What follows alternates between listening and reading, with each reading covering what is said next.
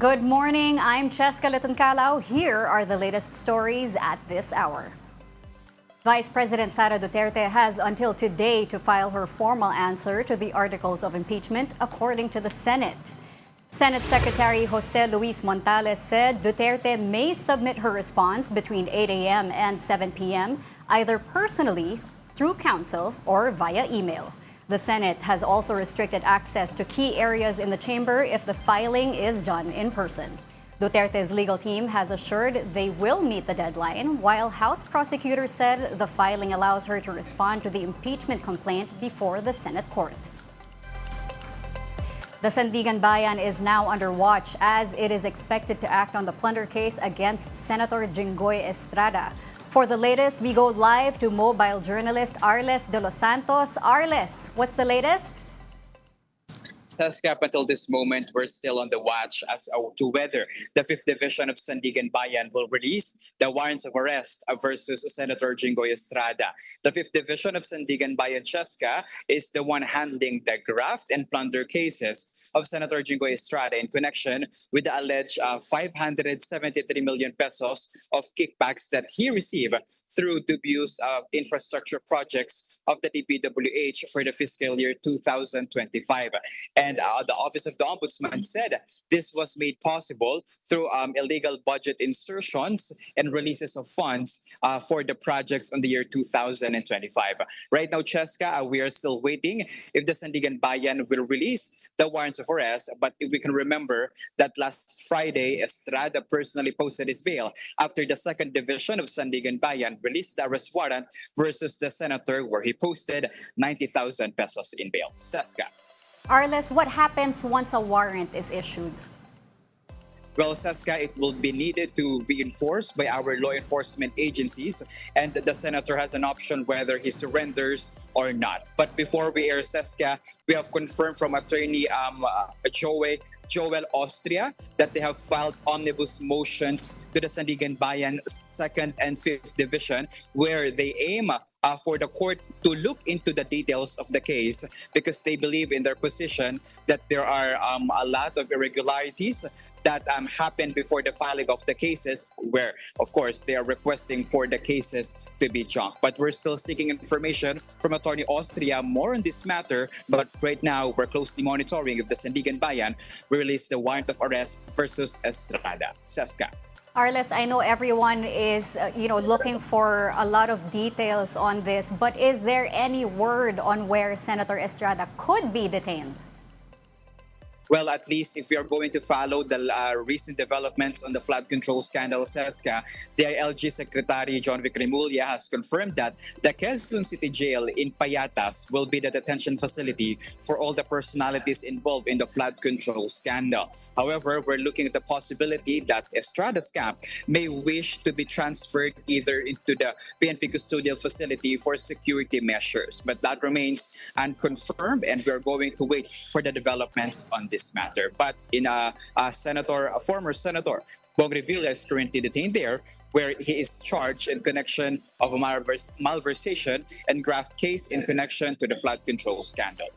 Well, Senator Estrada was able to post bail for the graft case with 90,000 pesos, but plunder is non-bailable. What legal options are still available to him? Well, the legal option stands at Cheska with a bail petition.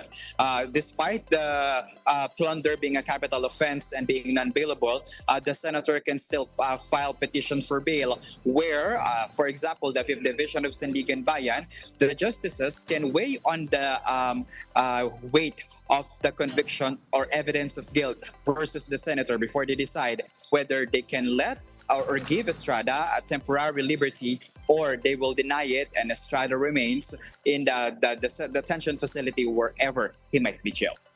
Thank you, mobile journalist Arles de los Santos, reporting live from the Sandigan Bayan. The Philippine National Police said it is ready to act on any arrest warrant that may be issued against Senator Jinggoy Estrada in connection with a plunder case. For the details, we have mobile journalist Jazz Paredes. Jazz, what protocols will be followed once the warrant is released, and how will law enforcement ensure orderly implementation? Yes, Kano. Sa katatapos nga lamang na press briefing kanina ay napag-usapan kung ano nga ba yung magiging aksyon at proseso kung sakaling lumabas nga yung plunder charges ni Senator Jinggoy Estrada ngayong araw. At ayon kay CIDG Director Alexander Morico, ay agad daw nilang i-implement or papatupad itong arrest oras na lumabas ito sa Sandigan Bayan. At oras man na lumabas ito ay ipapatupad nga nila yung arrest. At kahit saan man daw naroroon si Senator Jinggoy Estrada ay i-implement ito. At pag na-aresto daw siya, ay dadalhin siya dito sa CIDG para sa yung usual na booking no ng yung kagaya ng profiling, yung pagkuha ng kanyang biographical data, yung fingerprint, mugshots, medical examination, documentation, inventory ng kanyang personal property. At pagtapos ito, ito-turn over siya dun sa kanyang jailer, which is according kay Bojo Arles kanina, ay possibly ito isa payatas yung kanyang detainment. And after that, no, napag-usapan din, Seska, kung dahil nga yung nauna nating scenario with Senator Bato de la Rosa, wherein sa loob siya ng Senado, hinahiyan itong ICC arrest warrant. Pinag-usapan kina, is it possible na mangyari ulit to for the second time? Although hindi tayo direktang sinagot ni CIDG Director Morico if this was the case to happen, ang kanyang sagot at komento dito, kanila daw ito papatupad if ever man yung Senate Protection Order kanila bang susundin.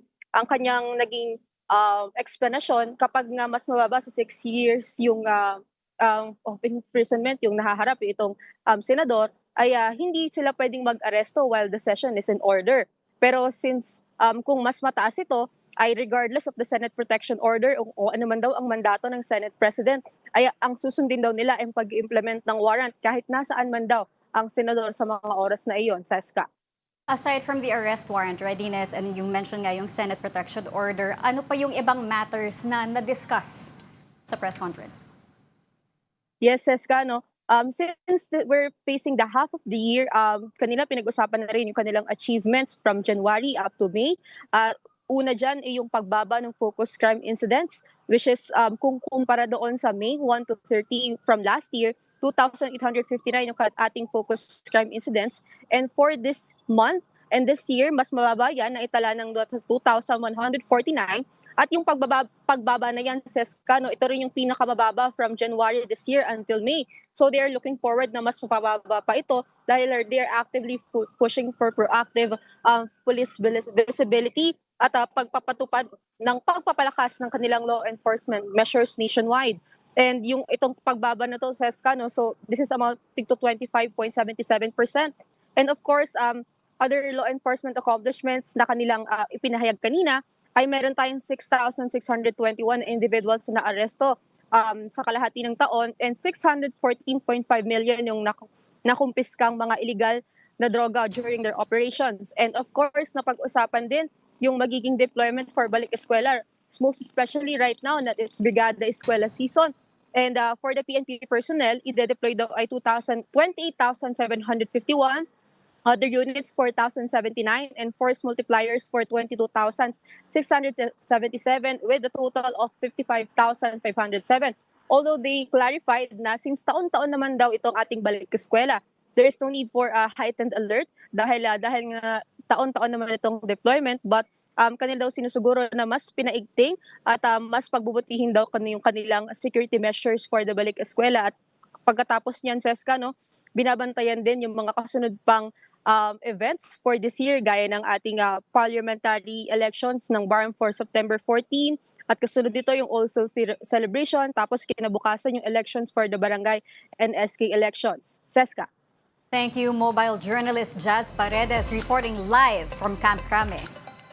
The death toll in the collapse of a building under construction in Angeles City, Pampanga has risen to 12. Authorities recovered another body from the rubble in Barangay Balibago early Monday morning.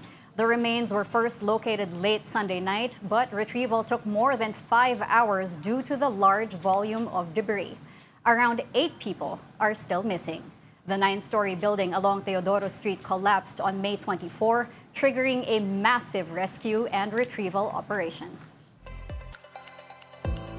Join us again at 1 p.m. for the very latest stories. I'm Cheska Liton-Calao. Kapatid, we are One News.